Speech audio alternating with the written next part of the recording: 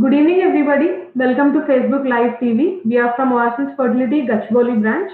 About Oasis, it's a unit of Sadguru Healthcare Services Private Limited. We are founded in November 2009 and ICMR registered and ISO 2001 certified organization.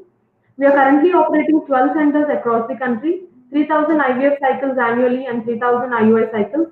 So far, we have made 30,000 happy families with 30 consultants. We have collective clinical experience of 300 years. And we have Dr. Prachee, who is our clinical head at Gachibowli Fertility, Hyderabad. Dr. Prachee Kulkarni, she's an experienced gynecologist and infertility specialist with demonstrated experience of more than 5 years in assisted reproductive technology and has shown superior expertise in infertility management. She has obtained advanced diploma in reproductive medicine from Kiel School of Reproductive Medicine, Germany. She also received hands-on training in human-assisted reproductive technology and embryology from EART and PGD Academy, UK. Welcome, madam. Thank you. Thank you, Monica. Ma'am, firstly, what is infertility, madam? Yeah. So infertility, if we see the definition, a woman of reproductive age who has not conceived after 1 year of unprotected vaginal sexual intercourse in the absence of any known cause of infertility. Means if a couple is trying for pregnancy, they are having irregular vaginal intercourse, they are not using any method of contraception, and they are not being diagnosed by any condition which is considered as can lead to infertility, like endometriosis or polycystic ovaries. So if they are not diagnosed with any such conditions, they have been trying for pregnancy for at least 12 months and they are not able to achieve the pregnancy, then it is called as infertility. So when we look at it, it is usually classified into two types, that is primary infertility and secondary infertility. Primary infertility is when the couple has never conceived before. So it is they have never conceived before, the urine pregnancy test has never come positive or they have never had any abortion, then they are called as primary infertility. Secondary infertility is when the couple has conceived before. It might have either ended up with a live born child, or it might have ended up in an abortion, or it might have ended up in an ectopic pregnancy, or it might just have been a urine pregnancy test or beta HCG positive, but the pregnancy did not continue further, or she might have had a stillborn or intrauterine death in previous pregnancy, and that patient is not able to conceive again, then it is called as secondary infertility. So if we look at it, this is actually, it's since long time, it's a social taboo. It causes marital disharmony, and people are still not coming forward for the treatment of infertility. Even though nowadays science is much advanced, there are many options which are available for different conditions, and it is still advancing every day. So majority of the couple who are suffering from infertility, if they approach a proper center with good facilities and skilled and knowledgeable doctors, they can definitely achieve pregnancy and they can become a happy family. So India faces a high burden of infertility with almost 30 million couples in the reproductive age who are suffering from lifetime infertility. And out of these, only 1% of infertile couples in India follow through and undergo treatment. So many times we come across couples, they will come, they will just get the test done to find out how what the problem is, or is there anything which we can do about it. But somehow some of them they don't move forward to the treatment part of it. So if you're getting investigated at the right place and if you're getting a proper guidance, then it is advisable that you should follow the treatment as advised and achieve your pregnancy dream as early as possible, because this infertility, it is a known disease condition. It's not just like, sometimes the family members counsel, it's okay, you will conceive, it's just 4 years of marriage, somebody else conceived after 10 years. So I would like to give importance to a point here. Earlier, the age of marriage was for females was maybe in their early 20s, or maybe even in before 20s also. So that time the marriages were early. So even if somebody is conceiving after the age of after 10 years of marriage, it is still not beyond 30. Nowadays, the age of marriage itself is for females, it's crossing 30 years, and we know that 23 to 30 is the ideal age for the females to conceive. And most of the females are already beyond that age when they're getting married. So in such cases, you should not be waiting for pregnancies to happen on its own for too long, and you should take treatment before it is too late. So when we saw the definition, I mentioned it is at 12 months time of having regular intercourse and not able to conceive. So if the age of the female is above 35 years, then such couples should not wait longer than 6 months. They should start investigating earlier, because with the age, the fertility declines. The number of eggs in her ovary and the quality of those eggs is declining. So such patients should, where the couple, the females are more than 35 years of age, should approach the doctor earliest.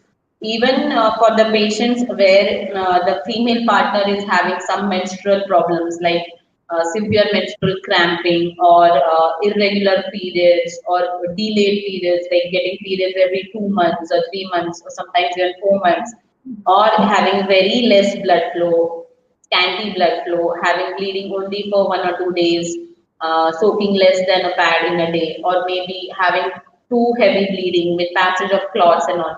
So any problem is the menstruation or any pre-existing medical condition which may affect your fertility, then you should not wait for that 12 months time. You should visit fertility specialist and find out the cause and start taking treatment as early as possible. So 1 in 6 will face a fertility issue. That is the same as people who have stroke or people who will experience depression. So it is as high as 1 in 6 couples. Madam, what are the causes of infertility, madam? Yeah, coming to the causes of infertility. So usually, like traditionally, people had believed that because female is becoming pregnant, it is only the female partner should be investigated, and she is the only one who's responsible for the fertility, and she's the only one who should be investigated and treated to achieve a pregnancy. But if we look at the causes of infertility, 30% of the cases, the causes of infertility are in the females. 30% of the cases, the cause is in male partner. 20% of the patients, it is mixed infertility, means there might be issues in both the partners, female as well as male. And there will be still 20% of the couples who we cannot pinpoint by existing test that this particular problem exists. We call it as unexplained infertility. So sometimes this is again a misconception that like sometimes the couple is married for 6 years, 7 years, and they just undergo the evaluation, the test at different doctors, and then they say that, oh, the doctor told us all the reports are normal, but still we are not conceiving. All the reports are normal, so we are not going ahead with any treatment. They just told me, somebody told us that we can just wait and watch, and we will conceive one day. So I would like to tell this thing also, that unexplained infertility is a known thing, and most of the patients with unexplained infertility, they need some sort of ART treatment, and they do conceive with these treatments as well. Only thing is you have to approach in right time, and it should not be delayed too long when the duration of infertility is too long or the female's age is too much. So that is what about the causes of infertility. So coming to the female causes of infertility. So most common amongst the female cause for infertility is ovulatory disorders, means problem with the ovulation. And most common and now very much like the incidence of which is increasing is polycystic ovarian disease. And it is because of our lifestyle changes. So if we see the female infertility patients in our OPD, out of that, at least 25% are suffering from polycystic ovaries. And polycystic ovaries is something wherein the patients have irregular periods, amenorrhea means absence of menses, or late menses, getting periods every 3 months, 2 months, sometimes even 4 months, having symptoms of hyperandrogenism, means having some facial hair, we call it hirsutism, having acne, or having associated thyroid problem, then having a appearance of polycystic ovaries on the ultrasonography. So these patients actually they do have eggs in their means they do have follicles in their ovaries. Only thing is they're having problem with the ovulation. So treatment of polycystic ovaries patients usually is first is lifestyle modification, and then there will be some adjuvants like there might be vitamin D or myoinositol, metformin, and some ovulogene agents, so which we can give either orally, or some patients who are resistant to oral agents, they may require hormonal treatment as well. But they do conceive. So polycystic ovary is something is not which is not treatable. It is in fact the patients with polycystic ovary can conceive easily with the help of ART treatments. So this is one condition which is very common and they require medical help to conceive. So that is about the ovulatory disorders. Then 15% of cases there might be endometriosis. So endometriosis is a disease where the uterine lining, which is endometrium, is present at ectopic sites, means other than the uterine cavity. So it might be present over the tubes, it might be present over the ovaries, it might be present over the uterine fundus, it may be present on the bladder, on the rectum, or on the pelvic walls. So wherever this endometrial lining is present and it is implanted over there, every time the woman gets her periods, the endometrium, which is at all these ectopic sites, again undergoes the same cyclical changes like the uterine endometrium, and they have bleeding in all those sites. So that leads to formation of blood clots inside the abdomen, and body tries to sustain those clots by causing adhesions. So the organs stick to each other. So endometriosis is something which you really can't ignore. If you are being told that you have endometriosis, then you should really try and achieve pregnancy as early as possible, because this is something which affects the fertility in many different ways. Endometriosis may affect egg quality. Endometriosis may affect tubo-ovarian relations. Endometrium may cause tubal block. Endometriosis can cause hydrosalpinges and make the tubes non-functional. Endometriosis is sometimes associated with adenomyosis, that is swelling in the uterine wall, making the uterine environment not suitable for the pregnancy or increasing the chances of abortion. Endometriosis is also associated with fibroids. So there are multiple mechanisms by which the endometriosis affects fertility. Again, endometriosis reduces the ovarian reserve faster, because if the ovarian endometrioma if is present, then because of cytochemical changes, because of inflammatory mediators, the other follicles which are present in the ovary around that endometrioma, they get damaged, and the women with endometriosis lose their ovarian reserve faster. So if you're diagnosed with endometriosis, you should not delay your pregnancy treatment. You should take help of ART treatment and achieve pregnancy as early as possible, because pregnancy itself is a treatment for endometriosis. Once you stop getting periods once and conceive, the endometriotic lesions will start shrinking up. So that itself becomes like a treatment for endometriosis. So if somebody has undergone any surgery for endometriosis, usually again surgery for endometriosis is something is limited only for a particular group of patients. It's not like every patient of endometriosis will need surgery. And sometimes it can be detrimental to the ovarian reserve. It's surgery for endometrioma. So whenever your endometrioma is getting excised, it also can lead to some damage to the remaining ovarian tissue, and your ovarian reserve is going to fall after the surgery for endometriosis. So only in specific conditions why that surgery is needed, we decide only those particular patients usually are advised to undergo surgery for endometriosis. And if a particular patient has undergone surgery for endometriosis, then that patient should try and conceive within 6 months after surgery. So either by means of IUI or IVF, whatever is best is advised by your doctor, you should go for that treatment and conceive as early as possible if you have endometriosis. Then 12% of the cases there might be pelvic adhesions. Pelvic adhesions means there might be structures inside your pelvis, they are stuck to each other.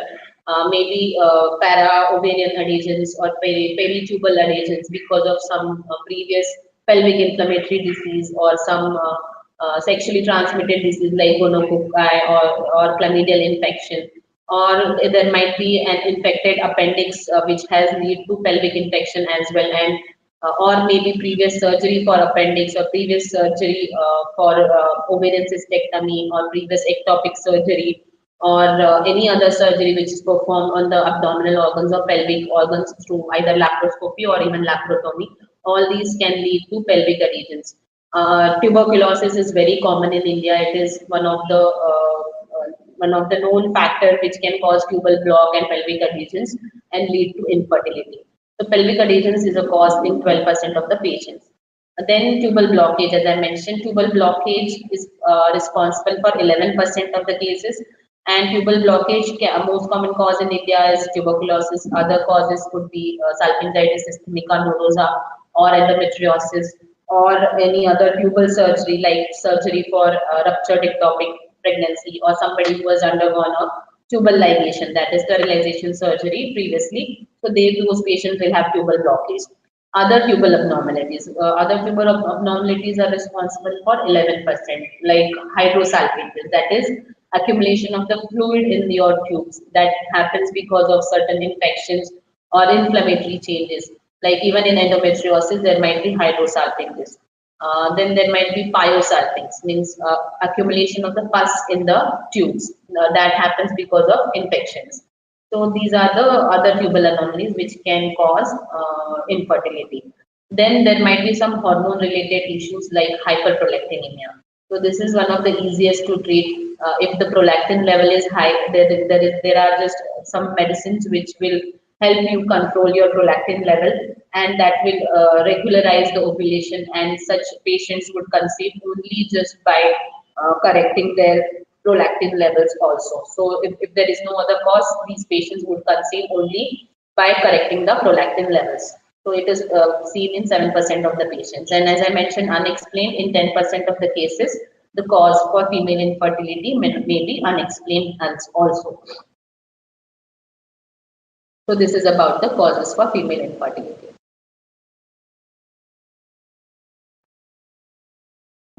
So coming to how we evaluate the female infertility. So once the patient comes to us, most important part is taking. So in history, we are asked for the previous medical history, previous surgical history, especially for the history of jaundice, thyroid, diabetes, any other conditions which can lead to infertility, like autoimmune diseases like rheumatoid arthritis, any history of previous history of cancers. Surgical history may be any pelvic or abdominal surgeries. In male patients, there might be history of hernia or hydrocele surgery. So in female history is important for from medical history point of view, surgical history. Then of previous obstetric history, means history of previous pregnancy. Did she conceive naturally or she required any treatment? What kind of treatment did she require? How far the pregnancy went? Was it a normal delivery or like she had to undergo a cesarean section? Any complications during that pregnancy? Any problems with the baby during that pregnancy? Any abnormalities or genetic diseases in the family? So all this history is important. Then menstrual history is very important. As I already mentioned, how regular are the periods, how is the flow, what is the duration of the cycle, what is the frequency of the cycle, is there any intermenstrual bleeding, is there any postcoital bleeding. So all those points are noted in the history. Then physical examination is also important. In physical examination, we look for the nutrition status.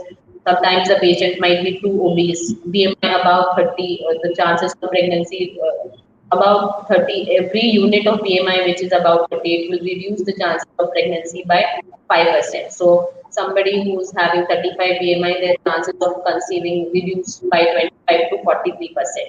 So that is about the physical examination. Then somebody who's very thin, they also may have, or very athletic, they can also have amenorrhea and problems in ovulation.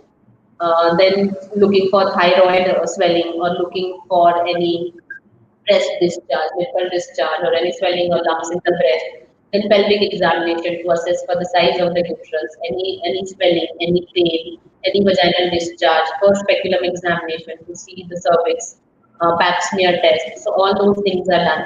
And there are some basic blood tests which we advise. So these blood tests would include her complete blood count, her sugar levels, and some tests to rule out certain infections which are maybe sexually transmitted. So HIV, HBsAg, HCV, DRL, these are the infections which we routinely screen for. Then we also screen for immunity for rubella infection, and we look for some some hormonal levels like thyroid hormone, prolactin hormone, and in some patients we look for the day two hormones, which is done on the second or third day of their periods, which is FSH, LH levels and estradiol levels.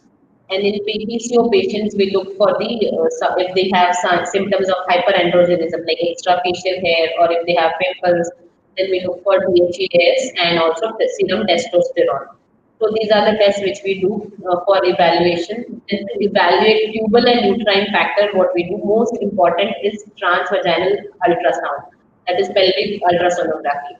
That is the one which gives us the maximum information in one single test. I can know about the uterus, the uterine size, uterine position, any anomalies of congenital anomalies of the uterus if they are present, like unicornuate, bicornuate uterus, septate uterus, any acquired lesions of the uterus like fibroids or maybe adenomyosis.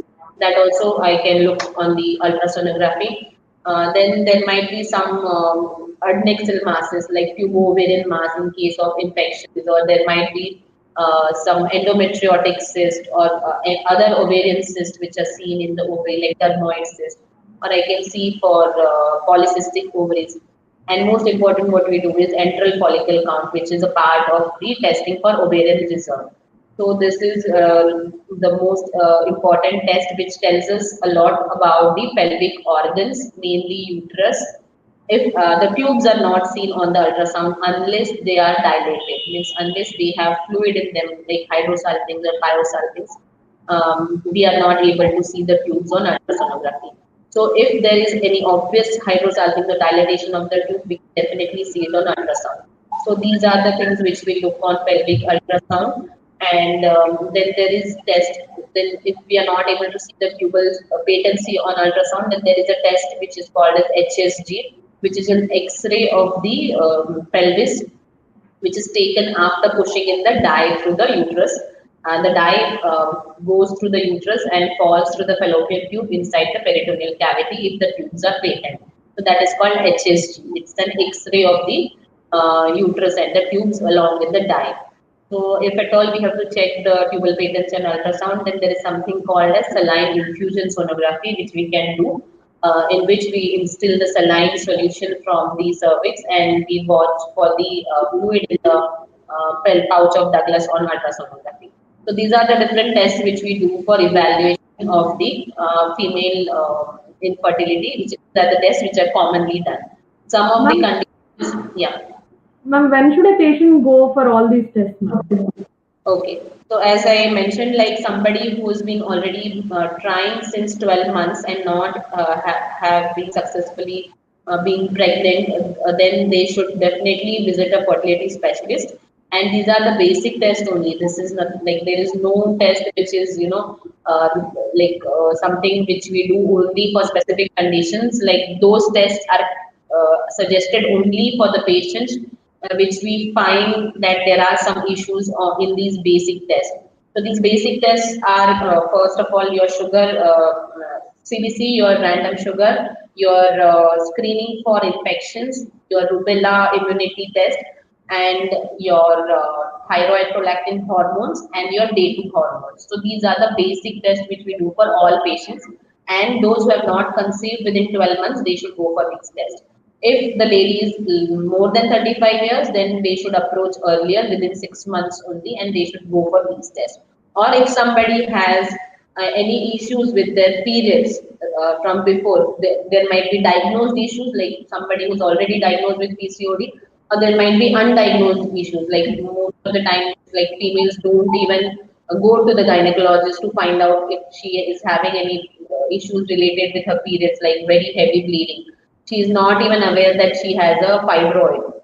So these things are very common in our setup. So like we should not ignore menstrual irregularities even if you're not planning for pregnancy, you should get evaluated if you are having any problem with your periods. So if somebody is having problem with the periods or any other medical condition which may affect fertility, they should go for these tests as early as possible. Female who are more than 35 years, they should go for these tests within 6 months of marriage if they don't conceive. And female who are less than 35 years, within 12 months of trying to conceive, if they're not successful, they should go for these tests. So is age is also a factor for infertility, madam? Yes, yes, of course. This is a very important factor, even not just for conceiving naturally, but also for those who are getting treatment through ART or through IVF. Age is the most important factor which will determine the success rate in ART as well. So, by which I mean a younger patient would have a higher chances of pregnancy even with treatment with ART techniques like IUI or IVF, and an older patient would have lesser chances with IUI or IVF as compared to younger patient, because age will affect your ovarian reserve, that is the number of eggs in your ovary. It affects your egg quality. By egg quality, I mean the chances to conceive and chances to have a successful, healthy pregnancy. That decreases with the age. With age, increased age, there are higher chances of having miscarriages, higher chances of having aneuploidies, that is the genetic problems with the baby. And those aneuploidies, most of the times, they either end up with abortions or having an abnormal child. So age is most important factor, and it is for everybody. There is no treatment to reverse the effect of aging on the eggs, or to improve the egg reserve after it has dropped drastically. So, effects like at birth, if you have 1 million follicles, by puberty, there are around 3 lakh follicles which are left. By premenopause, they will be less than 1,000, and by menopause, this number will become zero. So their follicles are continuously undergoing atresia in the ovaries, and like every menstrual cycle, also you lose a group of follicles. Though you ovulate only one egg, there is a group of follicle which we call as enteral follicle count that is lost every cycle when you get periods. So this is continuous atresia there. So age is the one which determines the success even with ART. So in a reproductive life, a woman on an average ovulates around 300 to 500 times. So some women may have this, may exhaust this stock at an earlier age, and we call it as premature ovarian failure. So this is also a known entity. Sometimes the patient at age of 25 or 27 walks in, and we find to have that, she's already menopausal. So it is very shocking for the patient. Usually patients, it is, I can understand that it is very difficult to accept that this is permanent and nothing can be done about it, at least at present. So these diagnoses are really painful. So if you have shorter cycles, like maybe 21 days, 24 days, then you tend to have lesser reserve at an earlier age. So women who have shorter cycles should not delay their pregnancy too much. They should go for pregnancy at an earlier age, because they're going to exhaust their ovarian reserve earlier than other women. Also, if you have family history, like if a lady is having her mother who has attained menopause at the age of 40 years, or she has a elder sister who has attained menopause at the age of 38 years, then she should not delay her pregnancy too long, because there might be some genetic factor which actually is causing this earlier loss of ovarian reserve. So age definitely affects your fertility and your chances of becoming pregnant. Uh, So, ma'am, we have seen the causes for female infertility. So, what are the causes for male infertility and how do we evaluate them? Yeah. So causes for male infertility, we can divide them into pre-testicular origin, testicular origin, and post-testicular origin. So pre-testicular origin causes could be diabetes, hypertension, smoking, excessive intake of alcohol, chronic liver or kidney diseases, thyroid, hypo or hyperthyroidism, or there might be issues with the hormone, which we call it as hypogonadotropic hypogonadism, means the brain hormones are deficient. FSH, LH are on the lesser side, or hyperprolactinemia. The levels of prolactin hormone is very high. So they are affecting the sperm count before the level of the testes. So that is why it is called pre-testicular origin. Testicular origin causes would be some genetic syndromes like Y chromosome microdeletion, Klinefelter syndrome, or cryptorchidism, where the gonads or the testes are actually treat gonads, means they are fibrotic. There is no seminiferous tubules, or there is no normal testicular tissue which can produce the sperms and which can produce the testosterone in such mix. So these are called testicular origin causes. The testicular origin causes may be testicular infections like tuberculosis. There is a tuberculous.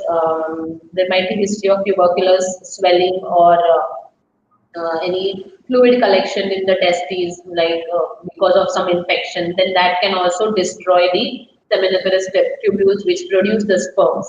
There might be a history of mumps in childhood.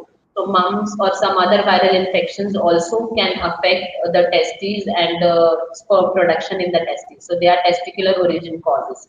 We call it as epididymo-orchitis, means inflammation of the epididymis, and orchitis means inflammation of the testes. So varicocele, hydrocele, all those are the causes of testicular origin.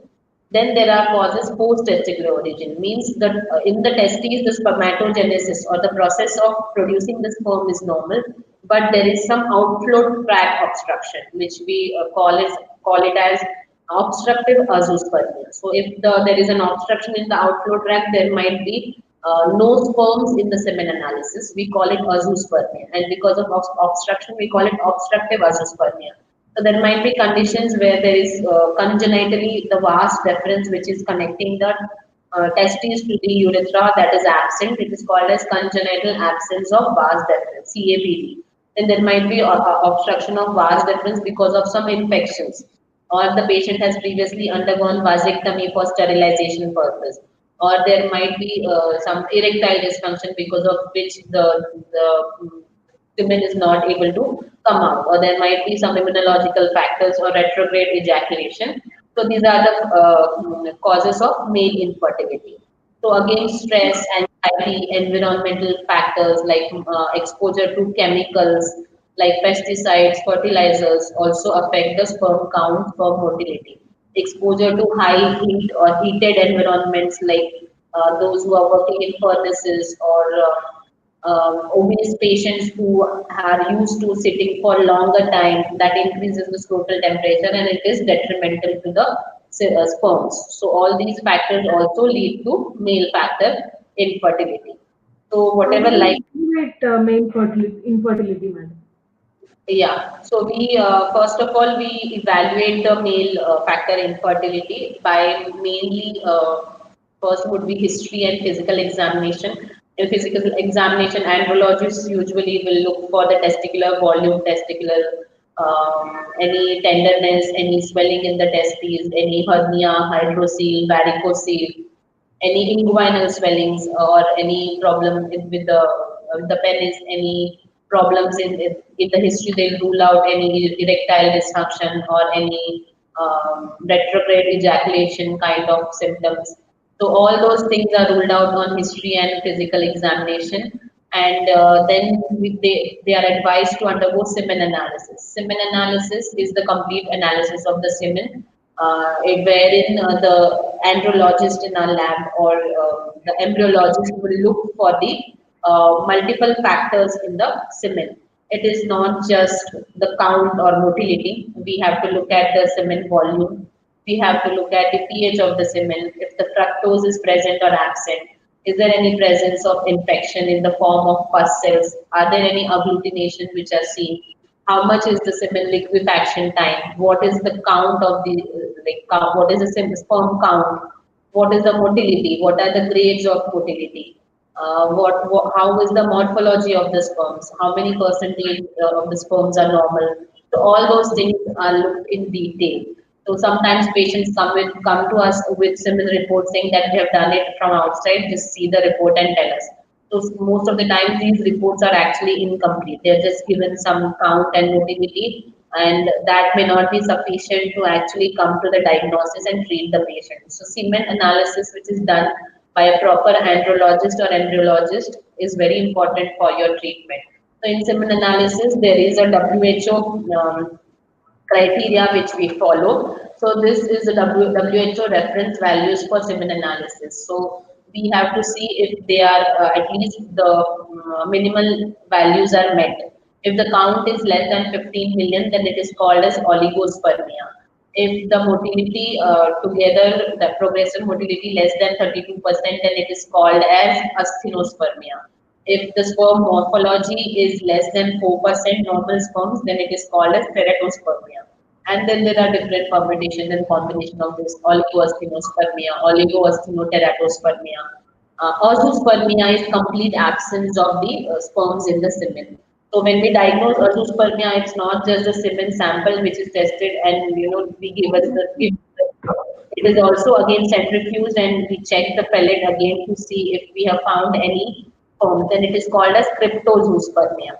So this is how we analyze this semen in a fertility center. So this is most important. We look for the infections also. If any infections are present, sometimes we ask for semen culture and we give the antibiotic course according to the report. So this is about the semen analysis. So this is the most important test for evaluation of the male factor infertility. And in some indicated cases, we may ask for some specialized tests like sperm DNA fragmentation index. So sperm DFI values, if they are high, then those patients, when they are going for a treatment like IVF, there are different sperm selection techniques which are available, which we can offer the patients to have better success in even in IVF cycle. So we come across some patients who have undergone IVF and they have had failed IVF and then they give up the hope that we have failed IVF and there is no, I don't think so there's any treatment beyond this. So we don't want to try anything again.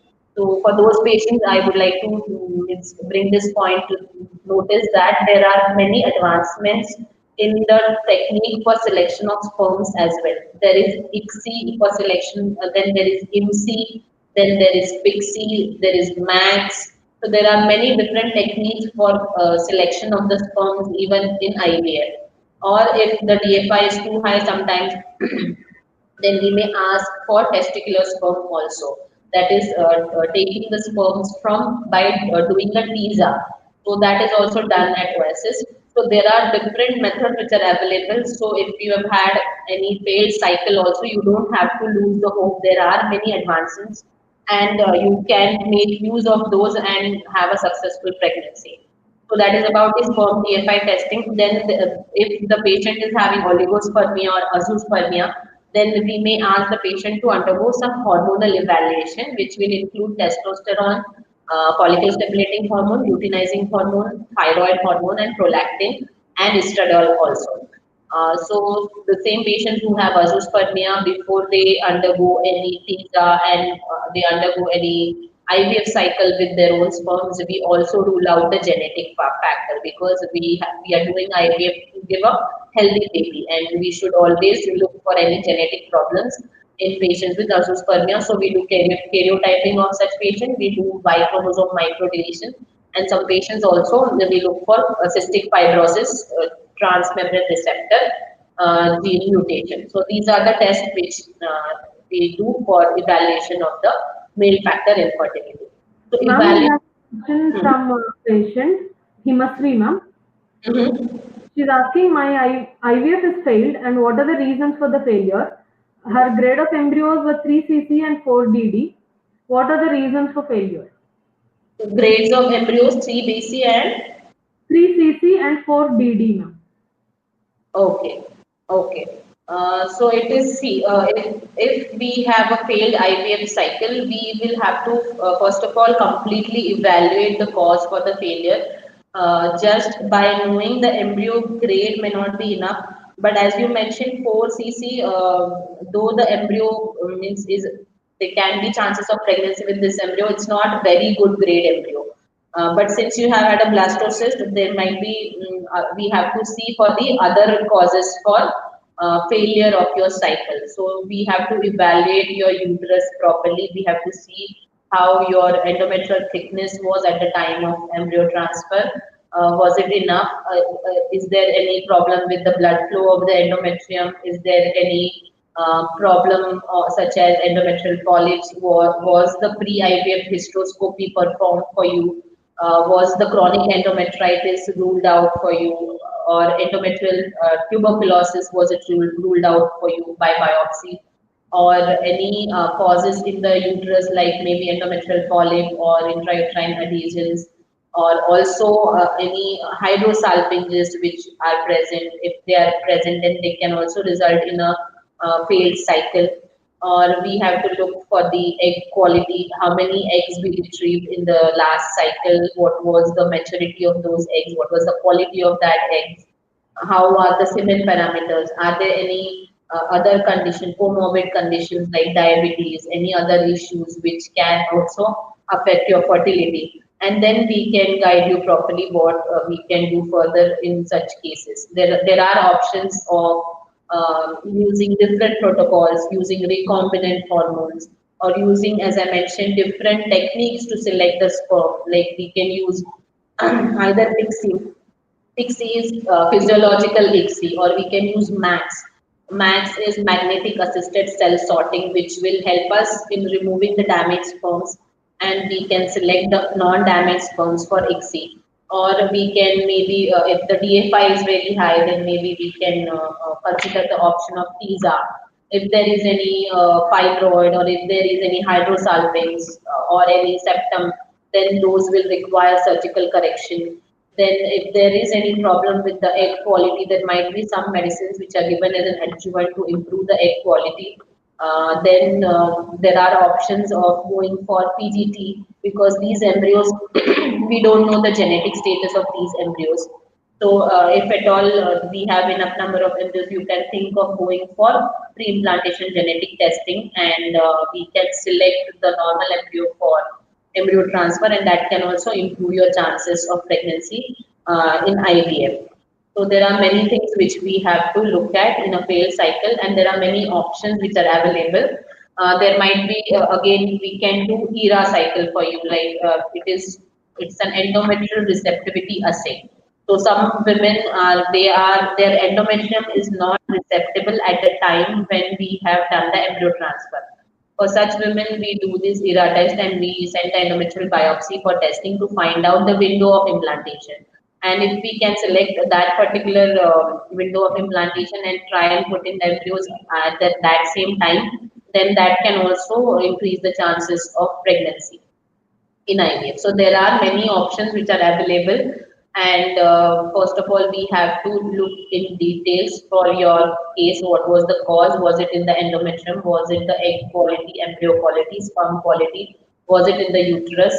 Or it was some hydrosalpinges or any other issues which require surgical correction, and you should succeed in achieving pregnancy. Ma'am, we have seen the causes for male fertility and female infertility. So, what are the treatment options available to treat these infertilities, ma'am? Yeah, so treatment options available would be ovulation induction with follicular monitoring and timed intercourse. As such, it is not a part of ART, means it is not a part of artificial reproductive technology, because we are just timing the ovulation and we are asking the patients to have timed intercourse. This is usually done for patients who are young, who have a normal test in their evaluation, initial evaluation. They have all normal tests. They're young. They have good ovarian reserve. Tubes are patent. Then they may not require much treatment. And if they have not tried with anything, then they can conceive with ovulation induction, with follicular monitoring and timed intercourse. There might be patients who are not an ideal candidate for this, and if they are trying with timed intercourse, it may not be successful for them. So duration of infertility is very important here. If the infertility is more than 3 years of duration, and if the female partner's age is also higher than 30 years, ovarian reserve is on the lower side, then it may not work for those patients as it will work for younger patients. So those patients, we after complete evaluation, if the tubes are patent and sperm parameters are also fine, then we can ask them to undergo an IUI cycle, which is artificial insemination, intrauterine insemination. So in IUI, what we do is we give ovulation induction in the form of either oral ovulogens, means oral tablets, or sometimes also hormones. So in an IUI cycle, our aim is to develop at least 2 to 3 follicles. So in natural cycle, one follicle develops and one egg matures and comes out. So in IUI cycle, we try and attempt to develop 2 to 3 follicles. So we put forward more candidates for pregnancy. Like if we can have 2 to 3 eggs, then that can increase the chances of conceiving. So that is what we try and do. And when the women ovulate, and we also do the follicular study to see if the endometrium is growing accordingly or not. Does she require any medicines for that purpose? So when once the endometrium is ready and the 2 to 3 follicles have attained the maturity, then we trigger by giving injections, and we timed her IUI according to her ovulation. So we document the ovulation on ultrasonography, that the eggs have been released from the ovary, and we do the IUI around same time. So what we do is we take the husband's semen sample, and it is processed in the lab. The semen is washed in the lab so as to remove fast moving sperms, and that semen sample it is instilled inside the uterine cavity. So instead of like from vagina through the cervix to the uterus, then now the sperms have to travel only through the uterus to the tube where the egg might be waiting. So this is how the IUI helps by timing it with ovulation, having multifollicular development, and dropping the semen sample inside the uterine cavity by reducing the work required for the sperms to reach the egg. So this is how the IUI works. And then there is IVF. IVF is in vitro fertilization. If you go by word, vitro means glass. So it was done in the test tubes for the when it was invented. So the name is given in vitro fertilization. So what we do in an IVF cycle is we actually take out the eggs outside the body, we make the embryos outside the body, and we transfer the embryos in the uterus after culturing them in the lab. So if we see what is ART, ART is assisted reproductive techniques. So any means of conception other than the vaginal intercourse, it is termed as ART. So what all treatments are included in this is IUI, that is in utero insemination, either of husband's semen, that is using the semen of husband, or if some patient is azoospermic or and is not willing for IVF or not willing for TISA, then they can also go for donor's sperm, so donor IUI. And then there is IVF ET, that is in vitro fertilization plus embryo transfer, which is conventional IVF, or test tube, which is known as, and ICSI. ICSI is intracytoplasmic sperm injection. What are the success rates for IUI, madam? Success rate for IUI in best case scenario would be somewhere around 15 to 20%. What we do in IUI, as I told you, because there is no there is no complete control over the process of fertilization. But what we are doing is monitoring the ovulation, trying to induce multifollicular development, that is between 2 or 3 follicles, and we time the ovulation with our IUI, that is dropping the semen sample inside the uterine cavity. So trying to position the sperm as close to the egg as possible, in a way helping the sperm selectively. So this is how the IUI works. So you can see the picture of doing IUI. This is a very widely available method of ART. It is the cost wise it is less, and it's also minimally invasive. It doesn't require any anesthesia. It is not at all painful. It is just we put in the speculum and we see the cervix, and through the cervix we take in our cannula inside the uterine cavity. We drop the semen sample inside the uterine cavity and come out. So this is how it is done. So it is not painful, doesn't require anesthesia, and it is quite easy to do. So it is one of the most sought after treatment in ART. So indications for IUI. So we have to see, is it like all the patients who are starting with their treatment, should they start with IUI? Because sometimes patients think that, oh, I have not taken any treatment. So let me first try with IUI, then we will think of IVF or any other treatment which you're suggesting. So it is not like that. We have to first make sure that at least one fallopian tube is open and normal and patent, and it should, then only it will work for them. If the fallopian tubes are blocked, then or if there is any history of any damage to the fallopian tubes, any sometimes the patients have undergone the dilatation of the fallopian tubes or recanalization or any previous ectopic surgery, then there are chances the other tube which is present may also be damaged and may not be functional. But if at least one fallopian tube is normal and patent, then they can try for IUI. If the tubes are blocked, then there is, means IUI is not a treatment for that patient. Then IUI can be done for mild male infertility. If there is, we saw the semen parameters. So if somebody is having the semen count just less than the accepted normal range, or if somebody is having motility which is just below the accepted normal range, then those patients can go and try for IUI. If somebody's semen count is very low, suppose if it is less than 5 million, or if their motility is very low, so motility is somewhere around 10% or something, then those are not the ideal candidates for IUI.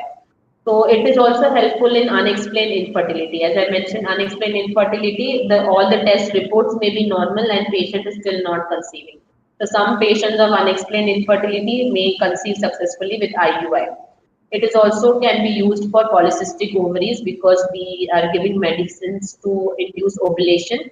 So it is helpful for PCOD patients. It might be helpful for mild endometriosis as well. But endometriosis patients should not linger on these treatments for longer. If they are not conceiving in 2-3 attempts, they should move ahead to IVF before they lose their ovarian reserve or it is too compromised. Then cervical factors like cervical stenosis or very tight cervix or problems with the cervical mucus or any previous surgery on the cervix which is making it difficult to access to. So all these patients can also conceive by IUI. So then there are patients who have coital problems, like somebody who's having erectile dysfunction. Those patients who can give us the sample by masturbation, we can use the same sample and do the IUI. Or somebody who's having problems with consummation of marriage, like they are having vaginismus issues, or they are not having vaginal intercourse due to some reasons. Then those patients also can undergo IUI. Then there are immunological factors like problems with cervical mucus or maybe antibodies against sperms. So those patients also benefit by IUI. And HIV, HBsAg infection. Suppose if one of the partner is positive for HIV or HBsAg infection, you all know that these infections can spread sexually and the other partner also can get infected. So to reduce the transmission to the other partner, what we do is, if it is hepatitis B, we advise the other partner for vaccination. If it is HIV, because there is no vaccination, we always advise to use condoms and barrier method to prevent the infection. And then those patients, they can undergo IUI. In the semen washing process, most of the times these virus load in the semen sample is reduced, and it reduces the risk of transmission to the partner as well as transmission to the baby of these infections, and also for the patients who require donor sperm. So there are some prerequisites for IUI. So there should be proper indication for IUI. It is not for each and every patient who have not tried treatment. Then at least semen analysis should have the satisfactory levels which are given by WHO. If the semen parameters are below the levels of what WHO has given, then the chances with IUI, success with IUI reduces. So that is about IUI. So usually we advise at least if you are an ideal candidate for IUI, then cumulative success of pregnancy with IUI is somewhere around 40%. That is after 3 to 4 IUI. If after 3 to 4 IUI you are not achieving pregnancy, then you should move on to further treatment. And we require, as I mentioned, patent and healthy fallopian tubes. So, what is important in having the good success in IUI? Most important is again age of the female. The female who is younger will have more chances to conceive with IUI. than an older female. If you are crossing 34 or 35, if you have low reserve, and even if you have patent tubes, your chances with IUI are less because of your egg quality and because of your age-related fertility, which is reduced. So younger females will conceive faster with IUI than older females. Then indication for IUI, for what purpose are we doing IUI, which I just mentioned. If the indications are falling in that, then the chances of success with IUI are more. If the indications are not falling in that, if the semen parameters are too bad, or if the ovarian reserve is very low, or if the tubal patency is not documented, then the chances of success with IUI will be less. So that is about the IUI. Ma'am, what are the next treatment options for failed 2 to 3 IUI cycles, ma'am? Then the patient can consider IVF, which is in vitro fertilization. So in IVF also the success will depend upon the female's age. So as you can see in the picture, women who are less than 30 years of age, the chances of conceiving even with IVF are more, like maybe around 40%. But women who are older than 40 years, the chances with success in even in IVF would be 10% or less. So that again depends upon many factors. It will depend upon your endometrial thickness, your egg reserve, your egg quality, sperm parameters. So this is very important because sometimes the patients think that IVF is the last resort. So it is not like that. IVF may be a first line of treatment for certain patients. Like IVF as a first line of infertility treatment is for those patients who have severely damaged tubes or blocked fallopian tubes which are not repairable. So that is the first line. IVF is the first line of treatment for these patients. Or patients, like as I mentioned in the beginning, there might be patients with premature ovarian failure. They are menopausal at an early age. They have already exhausted their egg reserve. There are no eggs in their, there are no follicles in their ovaries. So such patients are going to require donor oocytes. There is no means at present by which we can regenerate their ovarian reserve or start producing new eggs in their menopausal ovaries. So they are going to require donor oocyte, and if you are going for donor oocyte, then the treatment is by IVF only. So there is no chance of IUI in patients who have already attained menopause or who have already exhausted their ovarian reserve. Then also for patients who are undergoing a PGD cycle, so that is pre-implantation genetic testing. So this PGD cycle is usually the advice for the patients who have recurrent miscarriages, or they have recurrent IVF failures, or if they have any family history of genetic diseases. Then there are different options in this PGT also. There are options of PGT-A, that is pre-implantation genetic testing for aneuploidies, which is usually advised to women with higher age, about 35 years of age, to rule out any aneuploidies like trisomy 21, trisomy 18, 13. So these are the most common chromosomal anomalies which are seen at an higher age in embryos. So what we can do in PGTA is we can selectively transfer a euploid, that is normal embryo, and the chances of pregnancy are more with that, and chances of continuing the pregnancy and having a healthy child is more with PGTA. So abnormal embryos which are aneuploid, those embryos are discarded. They are not used for the treatment purpose. So that is how the PGT helps in. So its first use of PGTA would be in patients with age more than 35 years of age. Then it would be recurrent miscarriages patient. Then it would be patients with recurrent implantation failure or multiple IVF failure patients. Then PGT is also used for monogenic diseases like sickle cell anemia, Tay-Sachs disease, cystic fibrosis. So these conditions, they have a single gene which is altered, and that is responsible for that particular genetic condition. So what is done in such patients is in their family, like if their parents have the disease or if their siblings have the disease, we like advise the patient to undergo genetic testing and genetic counseling, and then that particular case is they prepare the tags for those particular genes, and then we look for that particular genetic abnormality in the embryo by means of PGT-M. So PGTM is for the monogenic disorders. So then we can select the normal embryo even in PGTM. Then there is something called as PGTSR. This is done for structural rearrangements. Like if somebody's couple stereotype who have recurrent miscarriages, if it comes abnormal, like some part of chromosome, there might be deletion of some part, there might be addition of some part. So in such patient, or there might be translocation, which is balanced translocation. So the parents are healthy. So, but when this translocation is means after the cell division, when it is getting carried into the gametes and when it is becoming an embryo, that may lead to a genetic disease. So then it is tested by PGTSR. So PGTSR is done for structural rearrangements of chromosomes. So there are multiple options of PGT. So these are the patients who will require IVF as their first line of treatment. So also IVF is the first line of treatment in fertility preservation in cancer patients. Suppose a young female who has been diagnosed with some kind of lymphoma, she is supposed to undergo chemotherapy for that particular disease.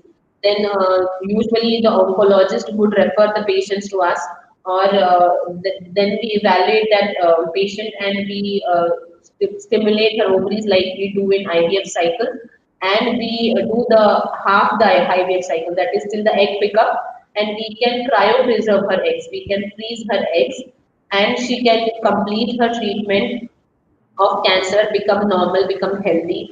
Then once she gets married, she has a partner, she has her husband, she can come back to us with her husband. We can take her husband's sperm, we can thaw her eggs, combine her husband's sperm with her thawed eggs, make embryos, and those embryos are then transferred into her uterus, and she can have pregnancy with her own gametes.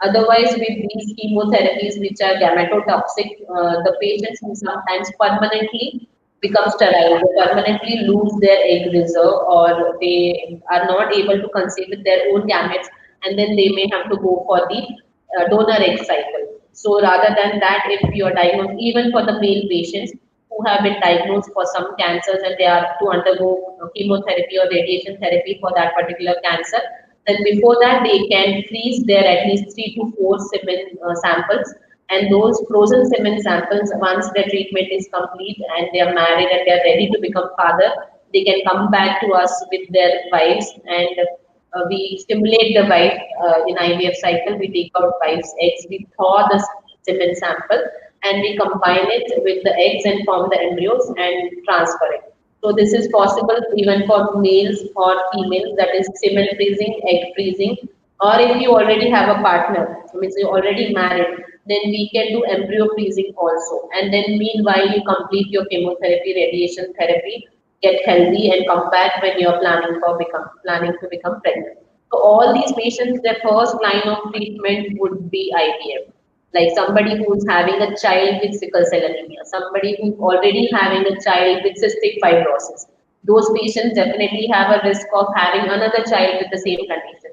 So rather than just taking chance, might as well go for IVF cycle with PGTM and have a healthy child. So these are the conditions where IVF is the first line of treatment. So What is IVF the process for IVF, ma'am? What are the various steps involved in the process of IVF? Yes, I'll come to that. So IVF following failed cycles of IUI, usually 3 to 4 we advise, but if the patient is young and has good ovarian reserve, they can try up to 5 to 6 cycles also. So there are situations where we don't ask you to wait for continuously do IUI cycles repeatedly, because if we are doing the same thing again and again, it may not work for you.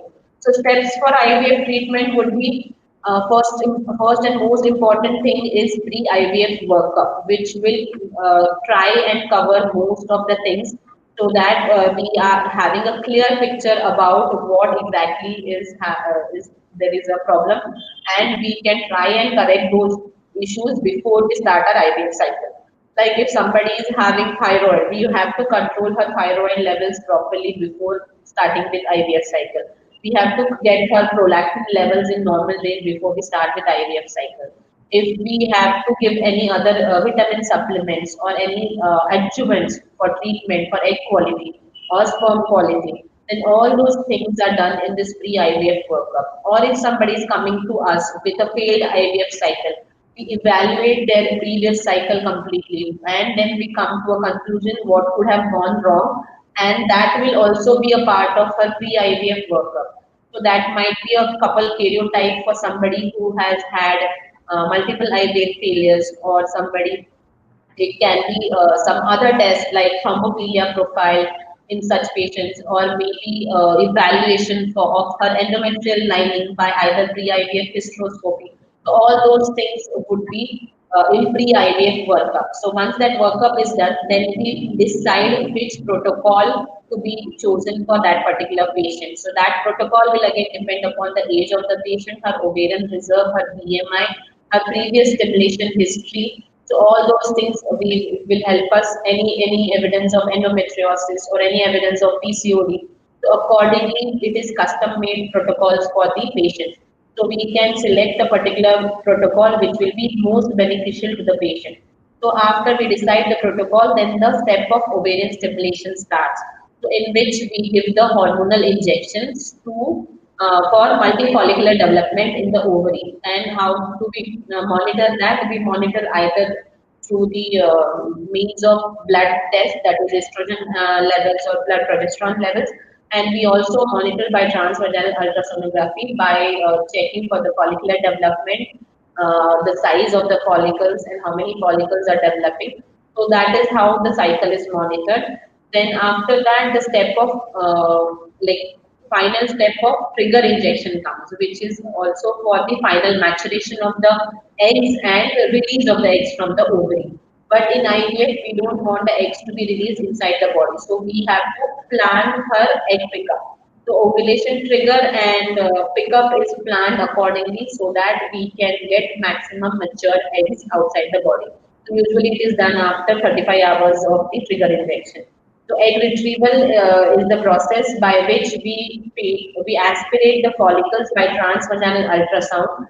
We collect that follicular fluid in the test tube. Those test tubes are handed over to the embryologist in the lab.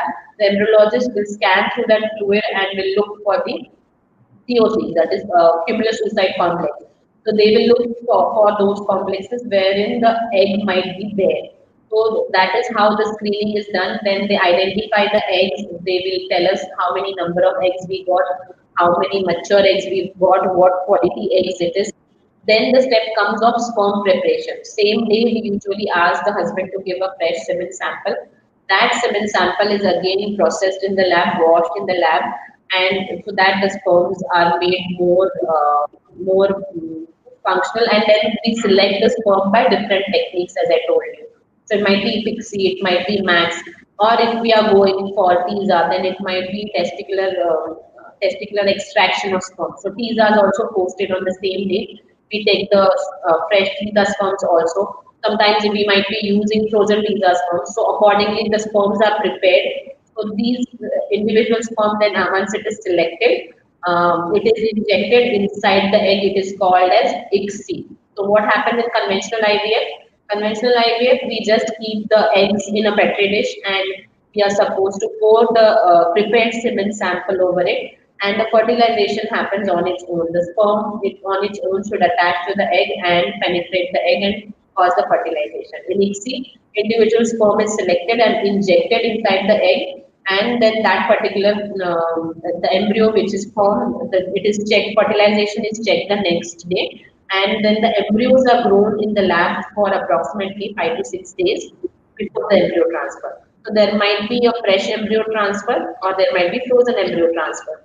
So what excess embryos, or if at all the patient requires frozen embryo transfer because of some reason, then all the embryos, they are frozen in a special medium, and they are kept frozen until the transfer. So these frozen embryos can be kept for few years also. So usually when we are going for frozen embryo transfer, it might be for some reason like to prevent OHSs, or maybe we have to plan a myomectomy in between, or we have to give her leupride injections for down regulation for her endometriosis or adenomyosis. So all those things are taken care in between, and then the next cycle we usually prepare only the uterine lining and we do the embryo transfer process. So this is how it goes. Pre-IVF workup, stimulation, monitoring of the cycle, egg retrieval, preparation of sperms, fertilization in the lab, embryo culture, then embryo transfer. So these are the multiple steps in an IVF cycle. So like we saw this, so this is a picture which will again indicate the different steps of IVF. So one is ovarian stimulation, two is egg pickup, three is sperm preparation, four is fertilization. This is conventional IVF. And what you are seeing on the left hand side, this one is ICSI. Fifth one is stages of embryo development. You can see 2 cell stage, 4 cell stage, how the embryo develops in the lab till day 5, day 6. And 6 is embryo transfer. So this is how the IVF takes place. So usually the patient is required to come to the IVF clinic for 10 to 12 days during the stimulation cycle. So that is what usually is required for 10 to 12 days during stimulation. The patient is required to come to the center. Otherwise, only on the day of egg pickup, the patient is admitted and the procedure of egg pickup is done under general anesthesia. And it is like the same day within 4 5 hours, patient is discharged.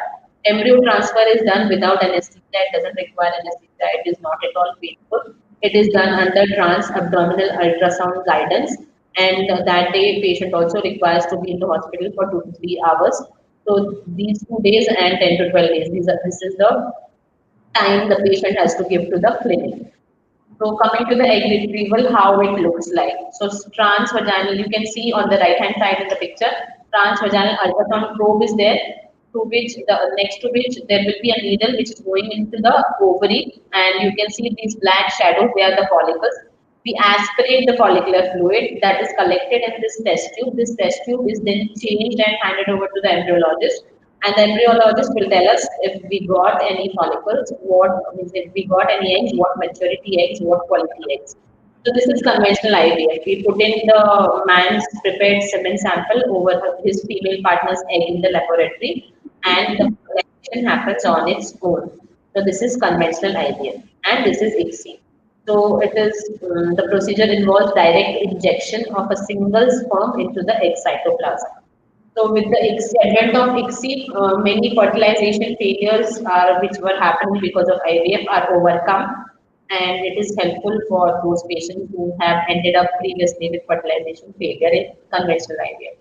So this is how the egg and the embryo look like. So pink one on the corner is COC, that is cumulus oophorus complex. That means the egg and the surrounding cells at the time of egg retrieval.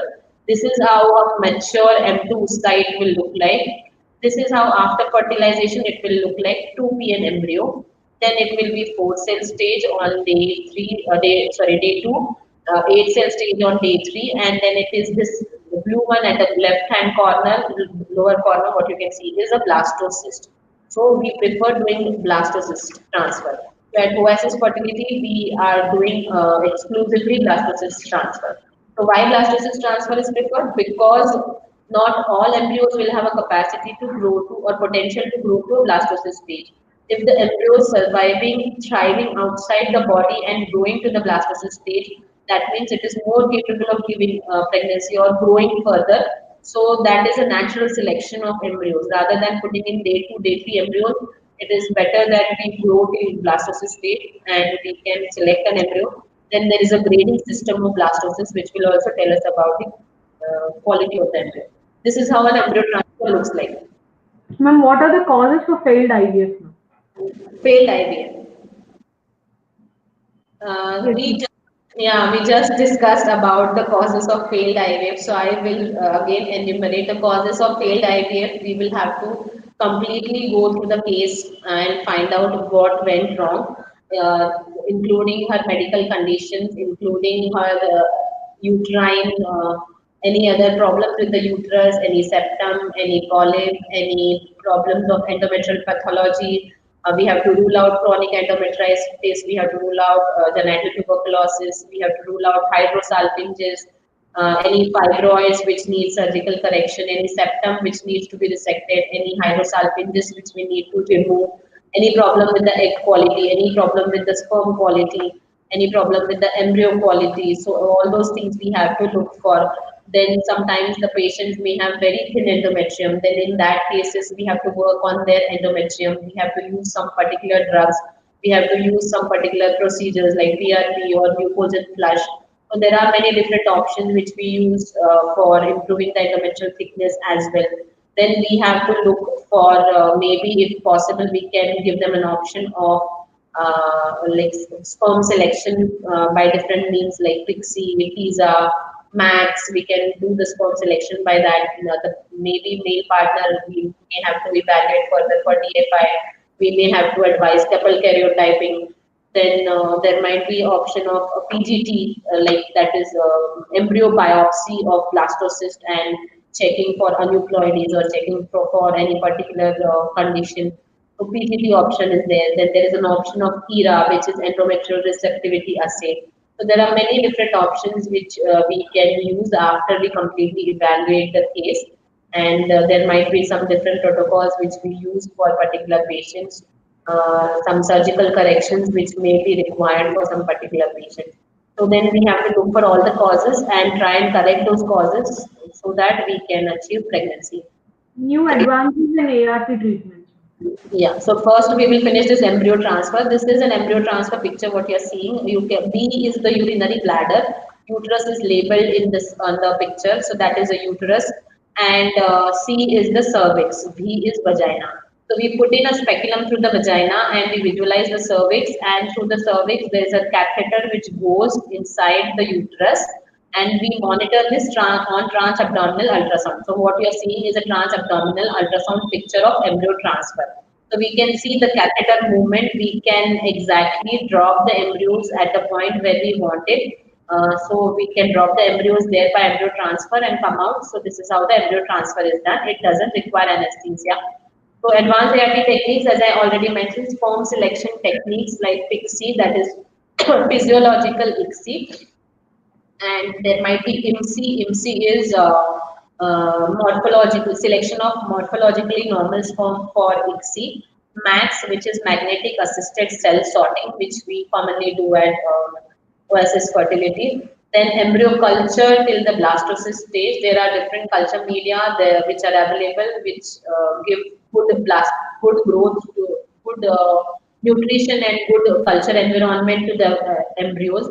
So even the lab parameters are important. If they are maintaining the quality of lab by different techniques like maybe filters, air filters in the lab, or the culture conditions in the lab, maintenance of temperature, maintenance of gases in the incubator, the skills of the embryologist. So all those factors, skills of the clinician, skills of the person who's doing your egg pickup, your embryo transfer, knowledge of that person. So all those factors will affect your IVF success result.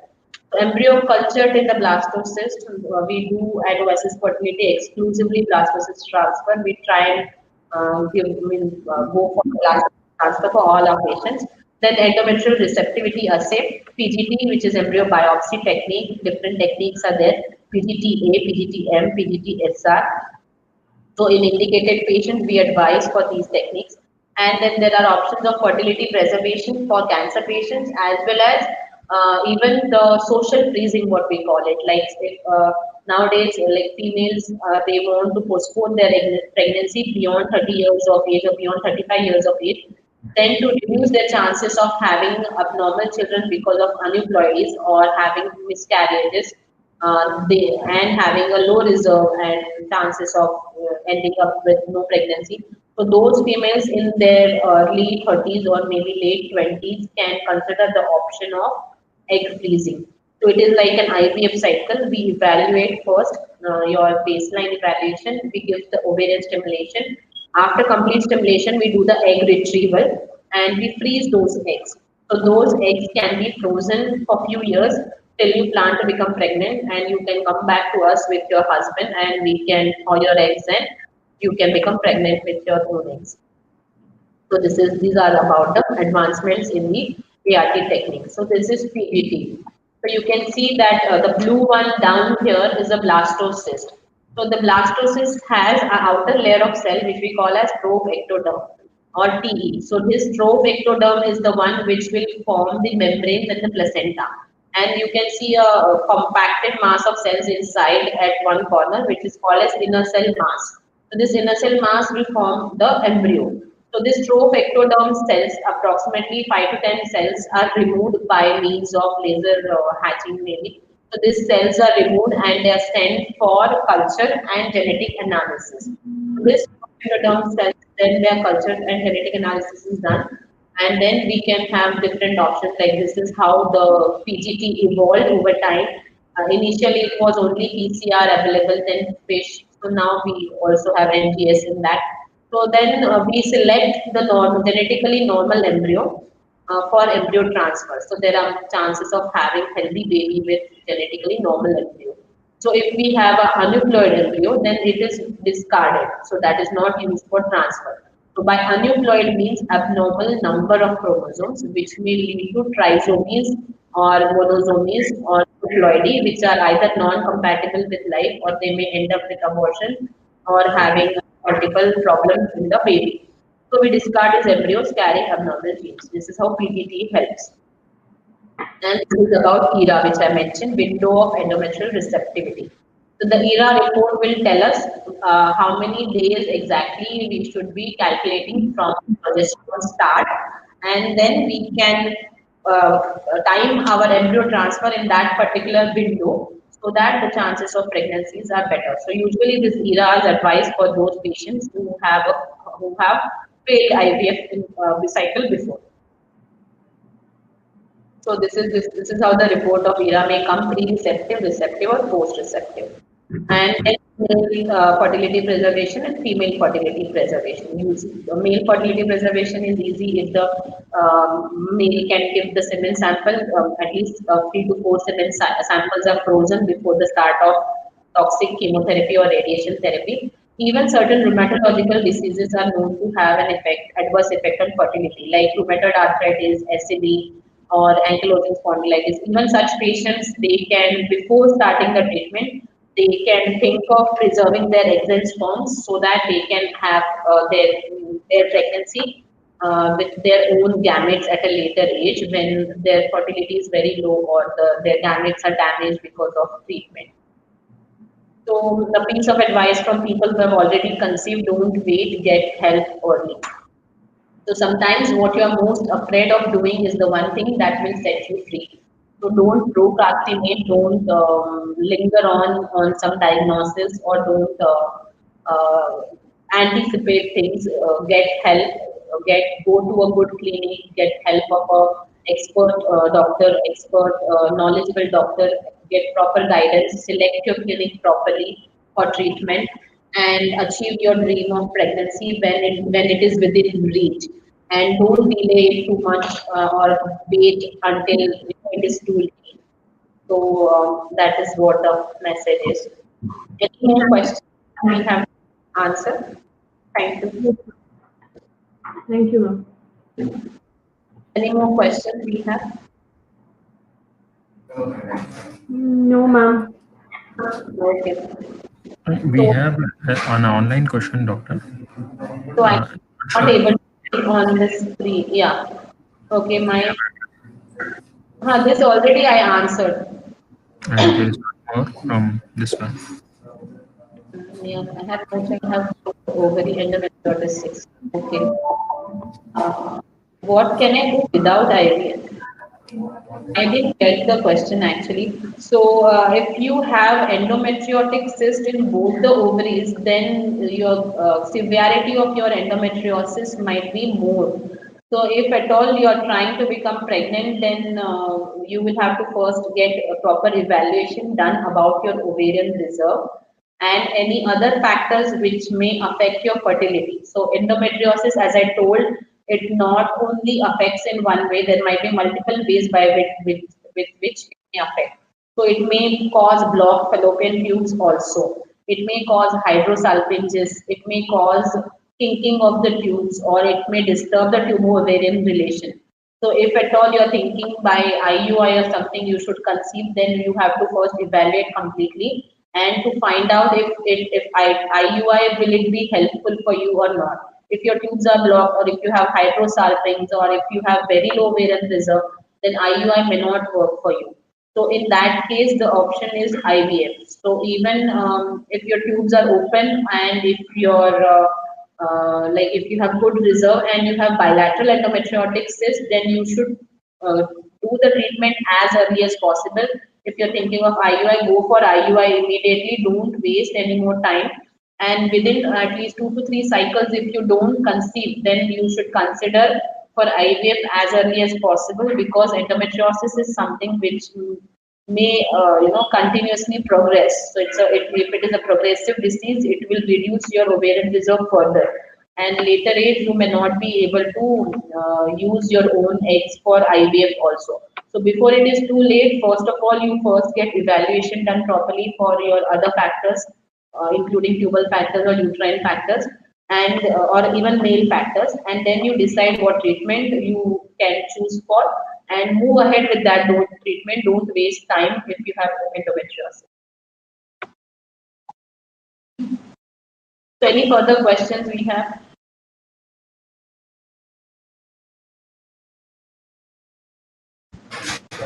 We are done with the questions, doctor. Okay. So thank you for listening to our session. Prachee Kulkarni.